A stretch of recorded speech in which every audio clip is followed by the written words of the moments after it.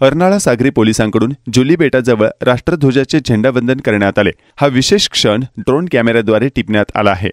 जुली बेटाच्या निसर्गरम्य पार्श्वभूमीवर राष्ट्रध्वज फडकवताना पाहण्याचा अनुभव अनोखा ठरला। देशभक्तीची भावना जागृत करणाऱ्या या सोहळ्याला पोलिसांसह स्थानिक नागरिकांनीही प्रतिसाद दिला। अर्नाळा सागरी पोलिसांकडून दरवर्षी अशाच उपक्रमांचे आयोजन केले जाते। यावर्षी ड्रोन कॅमेऱ्याचा वापर करून हा ऐतिहासिक क्षण टिपण्यात आला आहे।